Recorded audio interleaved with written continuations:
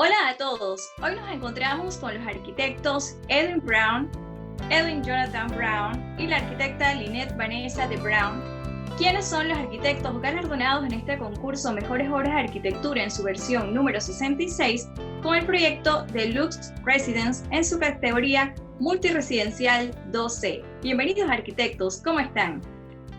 Hola, muy bien, ¿cómo estás? Muy bien, gracias por la entrevista. Hola, muchas gracias por la oportunidad de hablar con ustedes.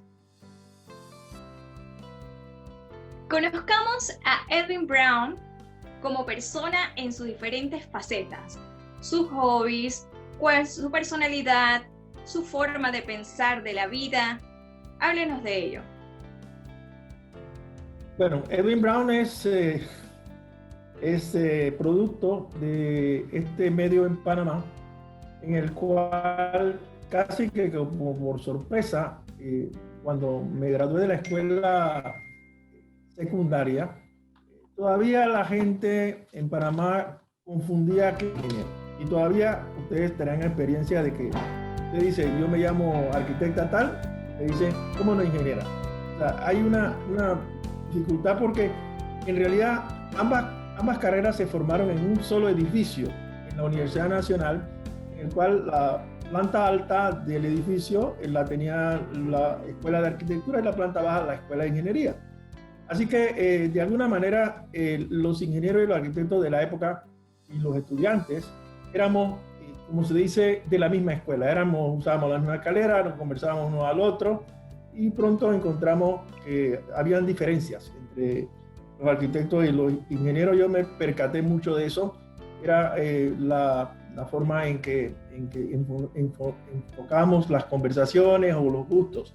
Una de las cosas que me llamaba a mí mucho la atención fue que yo comencé con ingeniería y a los 6 meses me cambié a arquitectura porque me di cuenta que el camino que yo tenía claro en mi mente, lo que a mí me gustaba, era realmente lo que es la práctica de la arquitectura.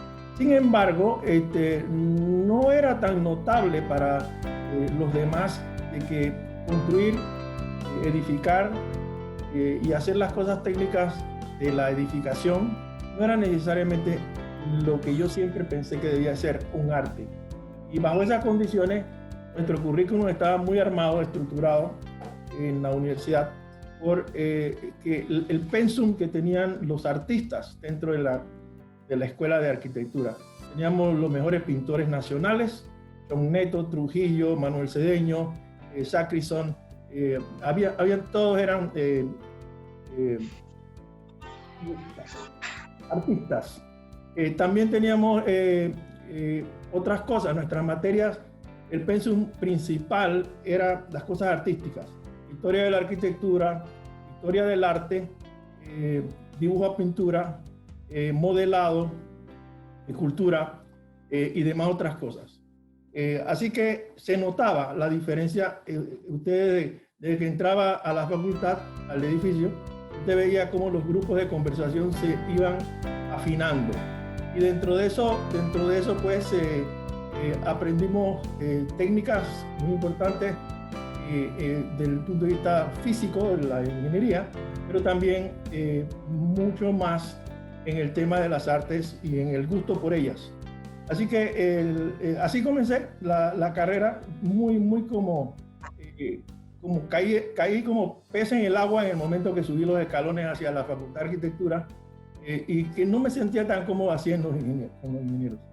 Sin embargo, poco a poco, la diferencia en el currículum, que era hecha por todos, eran profesionales con práctica. O sea, eso sí era importante. No eran profesores profesionales, eran técnicos, eran arquitectos, eran ingenieros y demás, pero con práctica profesional. En el paso de los tiempos ya no fue así. Poco a poco comenzó a aparecer el profesor de arquitectura, el profesor de ingeniería y con carreras de profesor básicamente, pero no necesariamente con práctica profesional. Así que hizo un mundo de diferencia el estar inmerso en gente que tenía práctica en el momento que te estaba enseñando las materias. Eso daba un pensum muy válido y un afinamiento muy claro a nuestras preocupaciones como estudiantes. Y al poder uno encontrar que eso era lo normal para un arquitecto, nos inclinábamos mucho más para que las cosas que hiciéramos tuvieran esa connotación artística. Por ejemplo, pintábamos acuarela regularmente, hacíamos carboncillo, pintábamos con témpera, escribíamos estudios casi que de temas de películas, canciones. Siempre había un componente artístico en nuestra profesión. Una vez que entré en la carrera, lo que me di cuenta también era que era muy libre. Nosotros podíamos casi que... yo llegué a definir poco a poco la cosa. Yo decía, en realidad el arquitecto es alguien que se hace a sí mismo. Nosotros trabajamos con temas sumamente subjetivos. Qué es bonito, qué es feo, qué es agradable, qué complace, qué te llena, cosas de esas, y no necesariamente son números, las cosas son así, un kilo tiene tanto peso, las fundaciones se entierran en la tierra y los números te calculaban exactamente al milímetro qué tenías que hacer. La ciencia de la ingeniería, el arte de la arquitectura eran diferentes. Así que si uno se da cuenta de eso, uno simplemente se dedicaba lo más posible al tema artístico. Y de allí es que las habilidades que podíamos desarrollar no era que nos las enseñaban, a nosotros nos ponían una ventana enfrente que decía, por aquí se ve la arquitectura. Y lo que a mí me pasó en los primeros semestres de ingeniería es que no era así. Las cosas A más B siempre es C, 1 más 2 es 3. No así en arquitectura. En arquitectura es que 1 más 2 podría ser ¿qué? Y uno siempre ponía en duda las cosas. Así que y tenías que encontrar soluciones, tenías que enfocar sobre lo que en ese momento te preocupaba. Dando eso claro, y los profesores también de teoría de la arquitectura, que era una materia que no se conocía en Panamá, por sus experiencias prácticas, profesores como Ricardo Bermúdez, Guillermo de Rux, René Brenes, eran prácticos arquitectos con premios, con logros de obras muy importantes, en las cuales una de las cosas más definidas que aprendí es que la arquitectura es una experiencia. Uno tiene que entrar en un edificio, uno tiene que caminarlo, uno tiene que considerar el tiempo en que uno deambula sobre él para encontrar las experiencias espaciales. Esas cosas son artistas, los artistas hacen eso, los escultores hacen eso. La diferencia era que la arquitectura, en ese momento me di cuenta que la arquitectura en realidad era una escultura que se habita.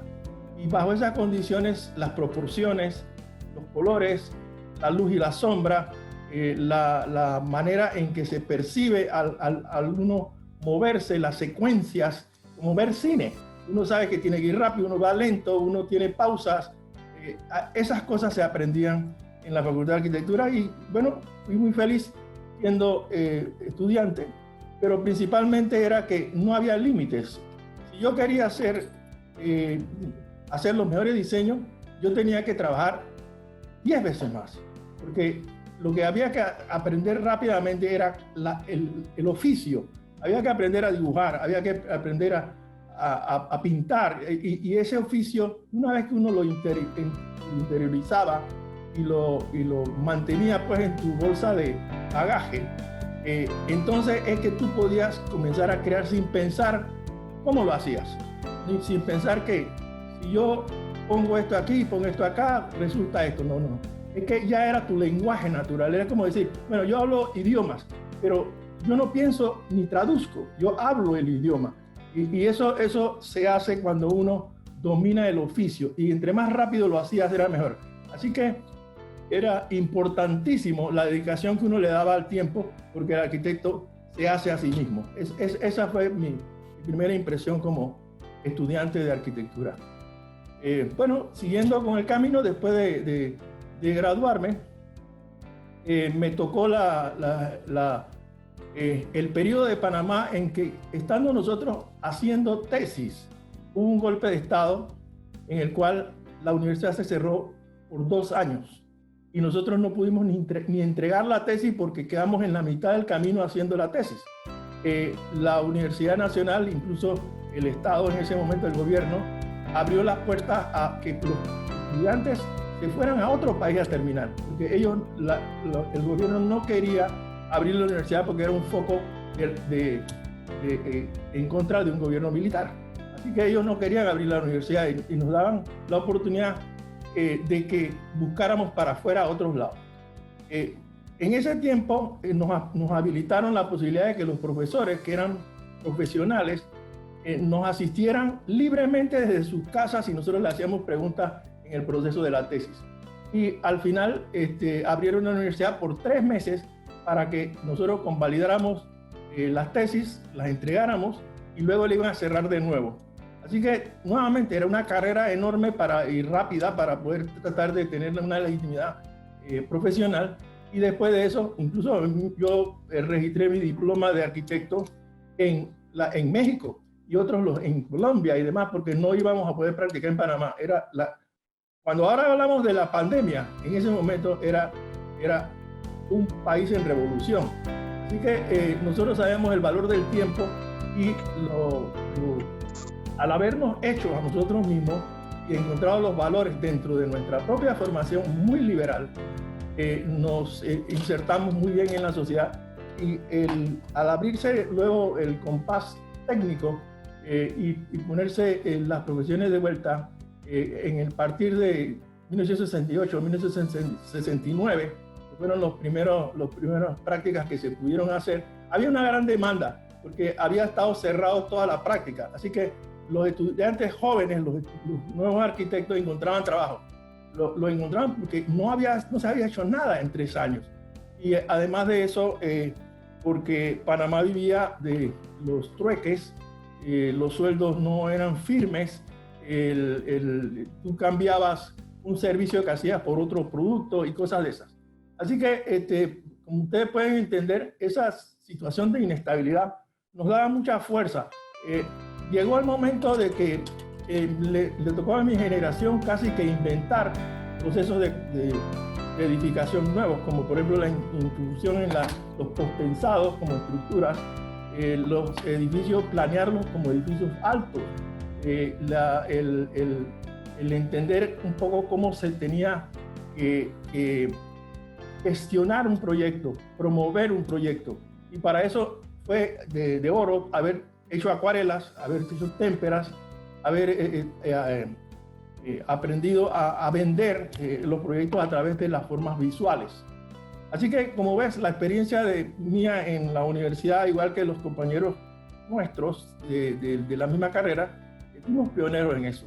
Y de allí, Panamá, 2 o 3 años después del golpe de Estado, inventaron el sistema bancario panameño que hizo a Panamá un país centro bancario. Panamá había una docena de bancos, pero cuando a los 6, 7 años nosotros teníamos 90 bancos internacionales en Panamá. O sea que había dinero entrando. Y el dinero que entraba al país tenía que pagar intereses a todo el que pusiera dinero en el banco. Así que los arquitectos jóvenes nos llamaban incluso de los bancos: oiga, no tienes proyectos. O sea, eso es una cosa que ahora se lo digo a las generaciones de ustedes. Nosotros lo tuvimos. La pasamos muy mal, pero también vimos ventanas que se abrían y nos permitió innovar muchísimo. A los 4 años de graduado, hice un edificio de 10 pisos y un profesor un profesor muy respetable que nos formó, pasó por un edificio que yo había hecho. Me dijo: tú hiciste un edificio en tal lado, en el Carmen. Y yo: sí. Dice: oye, y de 10 pisos. Nosotros nunca hicimos un edificio más de 5 pisos. Ustedes acá los están haciendo de 10. Para nosotros era lo más natural. Sí, bueno, pero pues estudiamos para eso. Pero para ellos no era natural. Había una revolución en Panamá que tuvo dos partes, una parte oscura y una parte muy brillante. Y el aprovechar las oportunidades era el tiempo, el multiplicar los estudios, el hacer que fuera muy rendidor el esfuerzo que se hiciera, era parte de nuestra naturaleza como arquitectos. Arquitecto, su historia realmente de una generación de arquitectos en esta parte, digámoslo así, de la historia nacional bastante trascendente, y qué bueno escuchar pues todas esas experiencias que tuvo en la universidad y cómo incluso llegó a ser asistente de profesor y todos los premios a su corta edad. Y mientras no está siendo, como bien define la arquitectura, como la escultura que se puede habilitar, ¿qué hace Edwin Brown? ¿Cuáles son sus pasatiempos? Mi pasatiempo, bueno, fíjate que como pasatiempo a mí siempre me gustó la pesca y la lectura. Cuando había mucha lluvia, cuando esto y aquello, o no había plata para comprar la gasolina del bote, entonces leía mucho. Cuando no leía mucho, me iba a pescar. O sea, a los 4 años de graduado me hice una casita en Taboga que ganó premio, incluido premio del año, a los 4 años de graduado. Y esa casita era un experimento, no solamente un experimento de una forma en la cual yo visualizaba a los edificios no como una forma estática afianzada al suelo, sino como un edificio volante. El edificio tenía dinámica. La planta del edificio volaba 4 metros en el aire. Tenía formas de cuñas, como si fuera una fuga en diagonal. Tenía sustento como pilares o muros que soportaban el peso verticalmente. En la composición en triple eje, como hacía Frank Lloyd Wright. La chimenea, la losa que sale hacia adelante, la sola losa que va del lado, y la composición en diferentes ritmos. Todo eso es un experimento que salió en una casita de 60 metros cuadrados, ganó premio y me costó $12,000, incluyendo la refrigeradora y la estufa. Bueno, esta pregunta es para todos arquitectos. ¿Qué representan para ustedes ser arquitectos? Cuando yo estaba más joven, digamos que creo que estaba como en quinto, sexto año de la escuela, mis papás me llevaron por Europa y fuimos a Italia, y cuando estaba por allá por Venecia, en la Plaza San Marcos, viendo toda la historia, me di cuenta que ser arquitecto te da la oportunidad de participar activamente en la historia, no solo de tu país, sino también de tu ciudad, porque haces una obra y ya tiene que quedar por no solo décadas, tiene que quedar por siglos, y ahí va a estar como un lenguaje de cómo se hablaba en el momento, cómo se pensaba y cómo se creían que las cosas tenían que ser en ese momento. Así que ser arquitecto es ser alguien que escribe parte de la historia. Ser arquitecto es poder compartir con otros realmente sus vivencias. O sea, es el tema de la ciudad, es el tema de cuando haces un proyecto puedes convivir y saber de las personas cómo es su forma de ser, cómo conviven, es la plástica. Yo, a diferencia del arquitecto Edwin, yo tenía una hermana en arquitectura. Y yo estaba en el colegio, y cuando llegaba del colegio me apuraba a terminar mis tareas para estar con ella y sus compañeros haciendo sus trabajos de arquitectura. Entonces era tan rico ver todo lo que hacían, y sin embargo era una época en donde para poder uno ver estas arquitecturas dependías de poder conseguir algún libro. O sea, no era tan fácil como ahora con el internet, que tú podías verlo, que puedes verlo, saber rápidamente. Ahí dependías de conseguir o que te prestaran algún libro. Así que para mí era importante eso, y me encantaba ver siempre La Casa de la Cascada de Frank Lloyd Wright. Me asombraba desde esa época hubiera podido lograr algo que todavía uno lo ve y dice, es a futuro, no es ahora. Entonces, te da esa satisfacción. Y mi papá siempre decía, mira, estudia algo que rico te paguen para que te levantes y hagas lo que te gusta. Entonces, la verdad que es muy satisfactorio.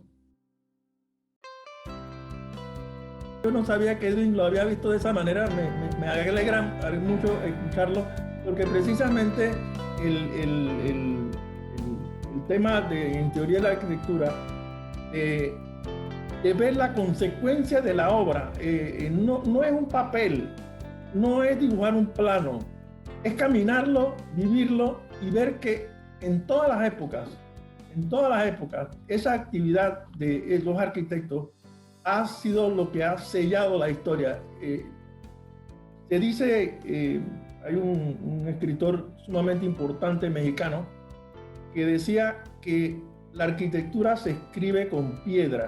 O sea, es la historia escrita en piedra. Y mira, de ahí salen los estilos. Tú tienes el gótico, tú tienes el renacimiento, tú tienes el neoplasticismo, tú tienes la modernidad, tú tienes el gótico. Todos esos son estilos en que sincronizan la voluntad de la gente, el gusto de la gente, la forma en que tenían de habilidad de construir, pero al mismo tiempo qué importante era la consecuencia.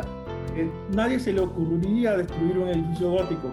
Ahora, cuando se quemó hace un año o dos el techo de la Catedral de Notre Dame en París, el mundo entero lloraba. Nosotros los arquitectos decían, pero ¿cómo se puede ir en una cosa como esa? O sea, nos parecía que el legado del arquitecto estaba metido en la sangre de nosotros. Y esos valores, no todas las profesiones la tienen. Los médicos quizás cuando ven que salvan a una persona, sí lo sienten. Pero hay profesiones que son un poquito simples, como, bueno, tengo resultados, a las 5 de la tarde me voy y el lunes comienzo otra vez. Pero no, es tan complejo lo que hacen, pero al mismo tiempo no están en un mundo físico. No están en la creación de algo que comienza de cero y finalmente hace feliz a alguien. La arquitectura, yo di 16 conferencias internacionales en un periodo en que viajaba mucho invitado, y yo me acuerdo de haber dado una conferencia en El Salvador en la cual yo explicaba el tema de que la arquitectura es una obra que la gente siempre, que la arquitectura en una obra es cuando la gente ama la obra. Cuando ama la obra es porque le llegaste al corazón de su forma de vivir. Y eso fue una descripción que incluso el auditorio se paró a aplaudir, porque eran estudiantes, eran arquitectos, que decían que sí, en realidad está diciendo la verdad. Es una forma de influir en el mundo y cómo el mundo te ha influido a ti. Es esa conexión. No todas las carreras, no todas las profesiones la tienen, y nosotros hemos tenido esa oportunidad. Arquitecto Edwin, múltiples arquitectos galardonados en esta versión del MOA, incluso otros arquitectos, lo han mencionado como sus discípulos. Esa faceta de docente, ¿qué representa para usted?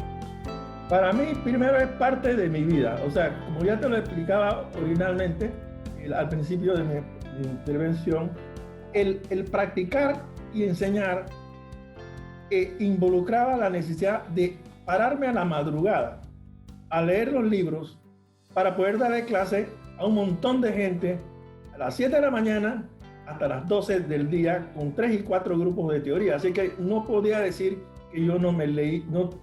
¿Cómo le hablo yo a un poco de gente interesada?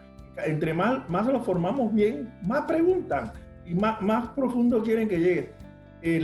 Así que el tener que hacer research, el leer múltiples libros, que habla de la plástica, tienen que hablar de las composiciones, del modelamiento. Cuando habla de funcionamiento, te tienes que comenzar a pensar en si son ciertas o no las teorías de que el funcionamiento mejor es cuando tú caminas menos.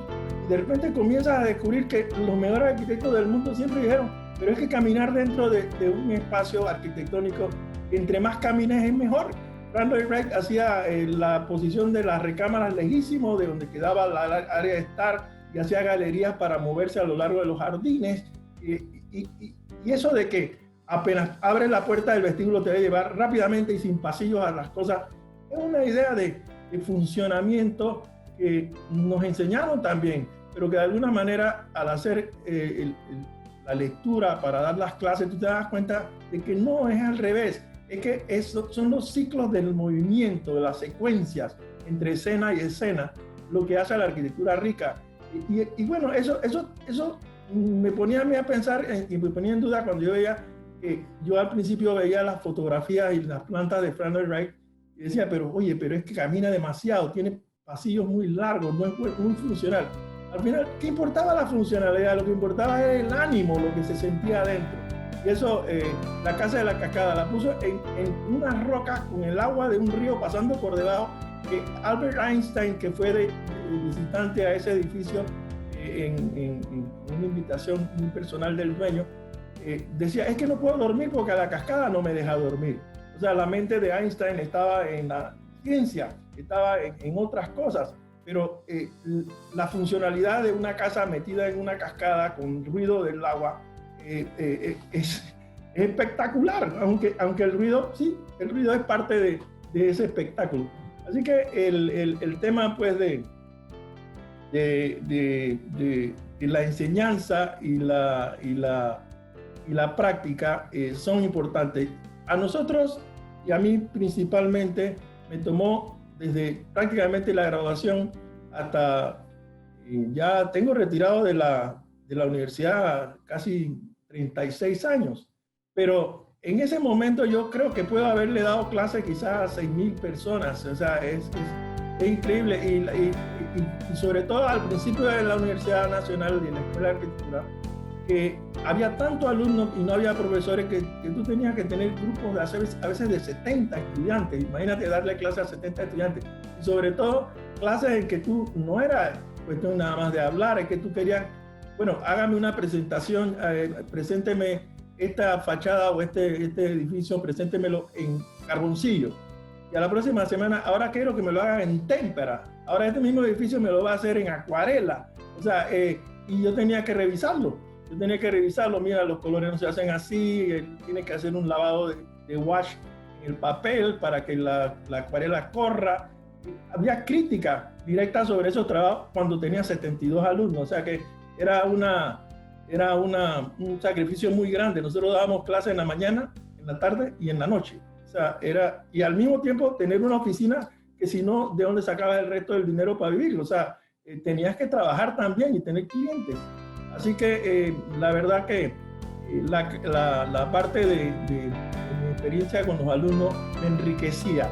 Yo creo que mucha gente se piensa que el trabajo que se hace como profesor es agobiante, y lo es, pero sí da mucho mérito, sí se siente, sí da gusto.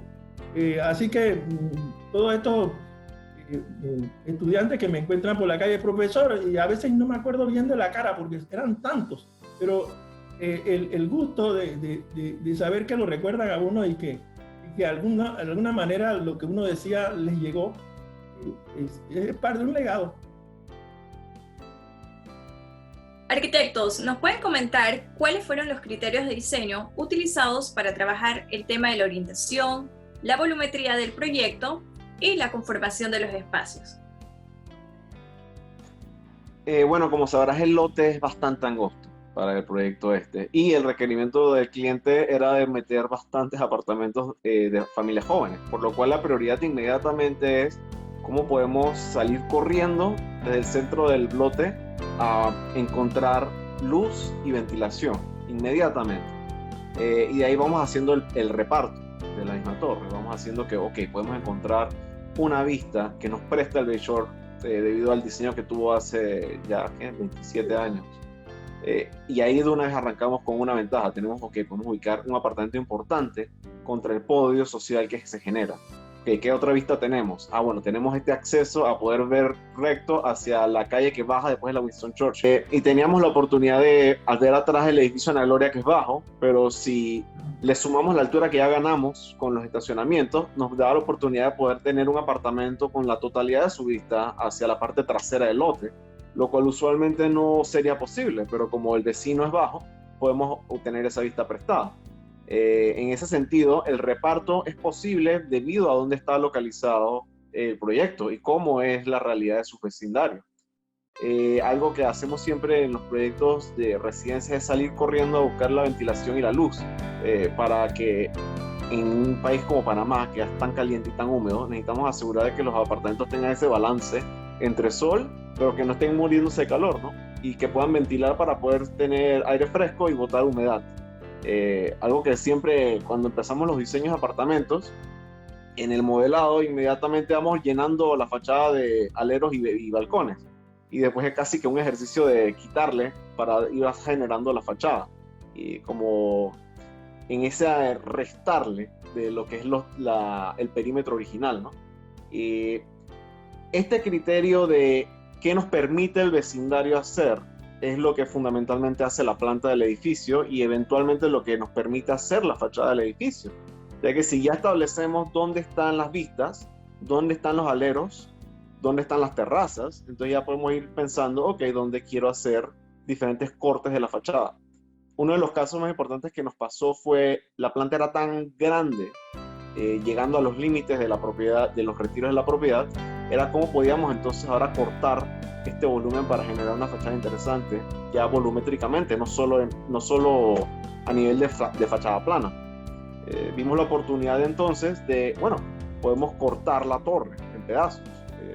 Vamos a entonces hacer un juego entre una fachada que va a hablar al vecino, que es Bay Shore, que tiene una fachada más que todo de manera horizontal, con balcones, y cómo podemos entonces empatar eso con los otros edificios más verticales.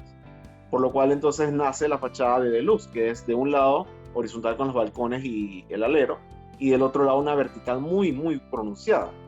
Esto nos dio una ventaja además, porque entonces al romper la conexión entre el horizontal y la vertical, entonces ahí teníamos un gran foso que podíamos aprovechar para que ahí, cuando el viento pegara, él tratara de subir verticalmente.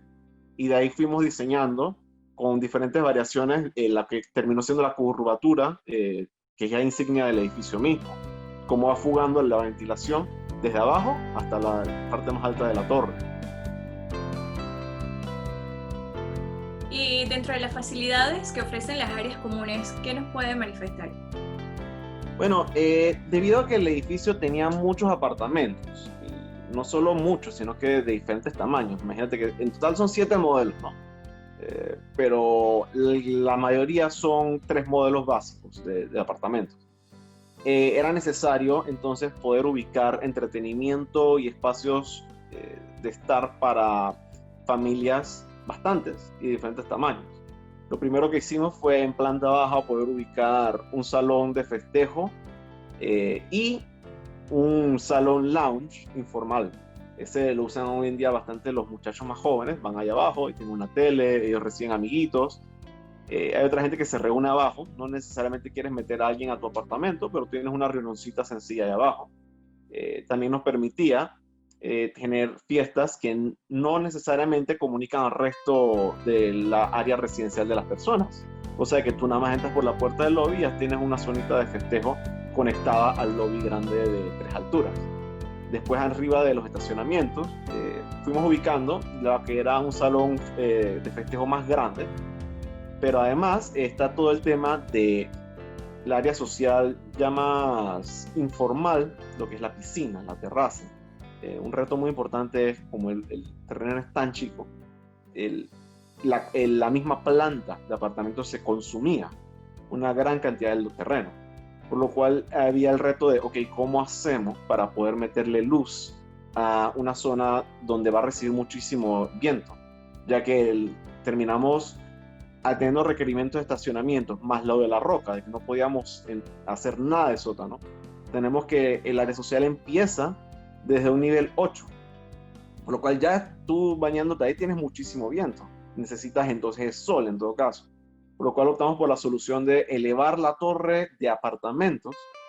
Al final terminamos elevándola a 4 pisos por encima del nivel del área social, y eso lo que logramos fue primero 2 pisos normales de área social como haría cualquiera, pero aparte se nos ocurrió, bueno, vamos a hacer 2 pisos de un solo apartamento chiquito especial, lo cual hace que el primer apartamento de planta típica, al ocurrir 4 pisos por encima del área social, no molestara en generar demasiada sombra en la piscina.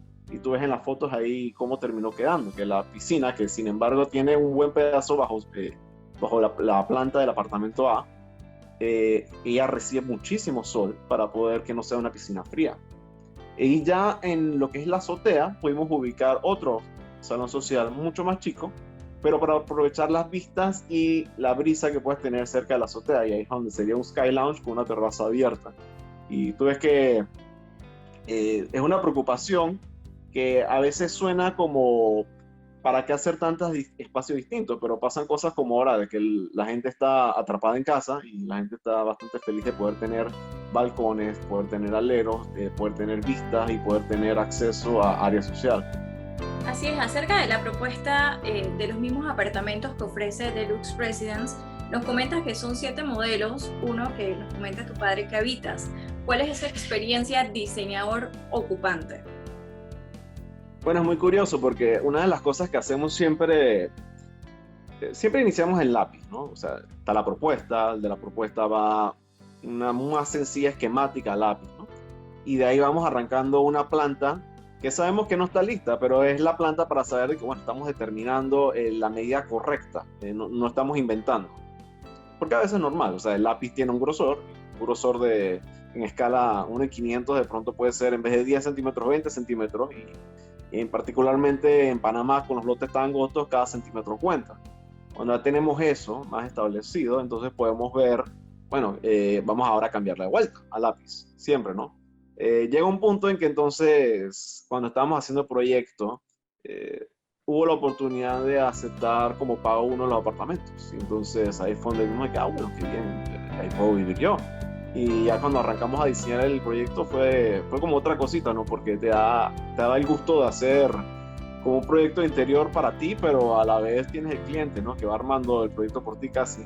Pero es bastante gratificante porque entonces el modelo que tú tenías en dibujo, que lo tenías pensando por mucho tiempo, un buen día llegas, y no solo como arquitecto para ver cómo va la obra, sino que un día llegas para ponerle tus muebles, para después eventualmente ocuparlo y vivirlo. Y es muy curioso ver lo que es un modelo, primero de lápiz, después en 3 dimensiones, eventualmente tú caminarlo y ser básicamente como lo tenías pensado originalmente en el plano.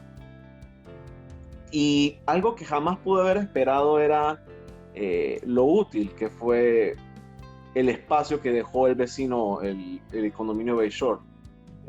Si este apartamento, como decía mi papá, realmente en cualquier otro lote simplemente hubiera tenido la vista frontal y ya, un apartamento más como que alargado. Pero al tener ese espacio lateral abierto, se siente como si tuvieras un espacio gigantesco, no era nada en la casa. ¿Y qué papel jugó el diseño de interiores para potenciar el proyecto? Cuando nosotros hacemos los proyectos, que lo mencionó mucho el arquitecto Edwin al inicio, se ve mucho la parte estética, volumétrica, también el sentimiento del espacio, la sensación que va a tener las personas en el espacio. Y cuando llega el momento de lo que es diseño de interiores, para efecto de nosotros más bien es el tema de decoración, porque ya el espacio, la altura, la volumetría interna, el salón de fiestas que estaba allí, la otro mezanine que sale del elevador, el volumen del elevador. Entonces, ya todos esos espacios estaban ya prehechos por el arquitecto cuando estaba diseñando. Es lo que él decía, ya en su mente ya tienen el concepto de cómo va a ser la sensación de estar allí. Eso le facilita mucho al tema del cliente que tiene su equipo de arquitectos y de decoradores, que ya lo que le toca es, bueno, ¿qué acabado vamos a revestir esta pared vegetal? ¿Qué mueble vamos a escoger? ¿Qué color tiene? Entonces ya es un tema más fácil para ellos, porque nosotros como arquitectos lo que tenemos en el plano es desde el concepto cómo va a ser la sensación de estar en ese espacio. Y se buscaba en ese momento también que fuera un vestíbulo que tuviera prestigio, que el hecho de que fueran apartamentos chicos no quiere decir que no tuvieran derecho a tener esa sensación como si fuera un lobby de un hotel que llegaba pues con esta prestancia. Es conocido que la península de Punta Paitilla está conformada por un terreno rocoso que se evidencia pues al visitar este sector. ¿Nos podrían comentar, ampliar acerca de cuáles fueron esos retos para el sistema constructivo que se utilizó? La comienzo yo. El tema de la península, es bonito escuchar la descripción, la península de Paitilla, porque Punta Paitilla, pues cualquier cosa, puede ser Punta Chame o Punta Paitilla es realmente una península elevada. es una de las colinas de la ciudad, pero al lado del mar. En este edificio de Bayshore, donde estamos ahora mismo, Vanessa y yo hablando, y Edwin, el vecino nuestro, atrás de este edificio, en lo que es el patio del Bayshore, había un cañón de defensa del ejército norteamericano en la Segunda Guerra Mundial. Un cañón con una corona de engranaje de aproximadamente unos 10 metros de diámetro, como si fuera una rueda de reloj. Y así se movían los cañones. Entonces, aquí había una base militar, todo Paitilla era una base militar. Y el tema de ese cañón se puso ahí porque era una colina de roca elevada. Así que la roca nunca se eliminó del programa de hacer la urbanización, que la hizo el Estado. La urbanización de Punta Paitilla no la hizo ningún promotor particular, la hizo el Ministerio, el Instituto de Vivienda y Urbanismo. Cuando la base militar dejó de ser y entonces los terrenos volvieron a Panamá. Entonces el Estado diseñó una urbanización de muy alto, muy buena calidad de diseño. Al ser una colina de rocas, usted ve que en Punta Paitilla no hay realmente calles rectas. Todas las calles se van acomodando a la forma en que se ponen los taludes para que los carros suban y bajen lomas. O sea, tienen una zona central plana donde están las residencias, que es la calle República de China, por ejemplo, y cerca del Banco General. Esas son viviendas bajas, pero también tiene una corona de edificios alrededor que aprovechan al máximo el tema de la península. O sea, la vocación de los edificios de Paitilla tiene que ver con la vista principalmente, y no solamente es una corona perimétrica al mar, pegada al mar, sino que tiene profundidad. La calle tiene edificios altos en el mar y edificios altos en la calle también. O sea que se logra por medio de la estratificación de la roca y demás, se logra algunos edificios más altos que otros. Y después vienen cambios de norma en las cuales la edificación se tiene que hacer como dice Edwin. Hay que pensar qué hacer cuando ya se comienzan a acabar las vistas del mar. Entonces, crear esos espacios que se gozan visualmente como urbanismo cuando se maneja a través de las calles, pero que al mismo tiempo producen una especie de paisajes interiores de las calles que se expanden y demás, con este criterio de mover los edificios adelante y atrás, en Paitilla una organización sumamente particular, muy especial. La gente siempre digo, pero ¿por qué hacen tantos edificios en Paitilla? Es que pues, primero se puede, segundo, el suelo es tan duro que permite realmente soportar todo el peso que se te ocurra, y en el caso del Deluxe y en el caso del Bayshore, lo que menos quisimos hacer era, en el Bayshore primero, porque fue 20 y pico años antes, la roca costaba en ese tiempo casi $140 el metro cúbico picarla, por herramientas muy pequeñas que se usaban para picar roca. En el caso del Deluxe, 20 y pico años después, las máquinas que se usaban para picar roca en Panamá ya eran mucho más poderosas. Pudimos bajar 5 pisos de roca, excavándola con máquinas hasta llegar a nivel de calle. En el Bayshore, al contrario, yo estratifiqué los estacionamientos y la piscina precisamente para tener incluso un ascensor en el vestíbulo panorámico que se veía la bahía desde ahí, y subía hasta el podio, que es donde está la piscina, 5 pisos más arriba, salía del ascensor panorámico del vestíbulo de abajo, avanzaba por la plaza social a llegar al vestíbulo propiamente del edificio, que era en el 5º piso, y de ahí entonces tomar en esa planta social a llegar finalmente a los apartamentos. Había una especie de transferencia porque la roca era muy cara en ese momento picarla, así que la técnica resultaba de la economía. Bueno, arquitectos, damos por concluida esta entrevista, no sin antes pues otorgarles las palabras para que emita algún mensaje, agradecimientos. Bueno, yo le voy a hablar a mis exalumnos. ¿Incluyéndome a mí? Sí, incluyéndome a ti. Primero que todo, recuerden lo que dije primero, que el arquitecto se hace a sí mismo. Entre más aprende por su propia cuenta, por su propia vocación, por su propio gusto de aprender cosas, no es que lo que te enseñen en la escuela es lo que tienes que tener para colgar un papel que diga eres arquitecto. es que tú tienes que aprender porque tienes que aprender. O sea, y el límite de aprender te lo pones tú mismo. Así que nosotros no teníamos en esa época libros. Los libros eran 3 revistas que llegaban de Francia, en blanco y negro, libros antiguos, pero ahora hay muchas maneras de aprender que no es necesariamente los libros, los textos. Pero el límite de cuánto aprender te lo pones tú mismo. Y ese tiempo que inviertes en eso siempre te va a sumar para efecto de que cuando estés practicando poder hacer las cosas con mayor destreza, con mayor versatilidad, poder responder bien a las variables que hemos hablado ahora mismo. Le hemos metido bastante tiempo a hablar sobre las técnicas de la economía y lo que va a pasar en el futuro. Eso solamente lo hace mucha práctica y mucho research, mucha búsqueda. Los estudiantes míos, eso siempre se los decía, sigan, no lo que se pone de tarea es suficiente, siempre tendrás que saber más, y si tú puedes llegar a saber más que tu profesor, mejor. O sea, ahí sí yo era muy generoso. Yo, todo lo que sabía, todo lo que iba aprendiendo, lo iba mostrándoselo a los estudiantes, y siempre me lo agradecieron así. Usted es un profesor muy generoso porque muchos se reservan los secretos de las cosas que se aprenden porque significan dinero. No, para mí lo importante era que mi generación se destacara. Y esa generación que se destacara es porque nosotros no veníamos tampoco de unos estatus económicos y demás en la cual habría que proteger esos ingresos. Nosotros estábamos haciendo nuestro crecimiento propio, pero al mismo tiempo estábamos creando toda una generación de gente que espero que sigan hablando bien de nosotros por ser profesores generosos. Me gustaría agradecer a nuestros clientes para este proyecto, Pacific Hills, y a Mauricio Esés y a su papá, Edmundo Esés, porque ellos nos confiaron en nosotros para hacer este proyecto, y hemos hecho varios proyectos con ellos.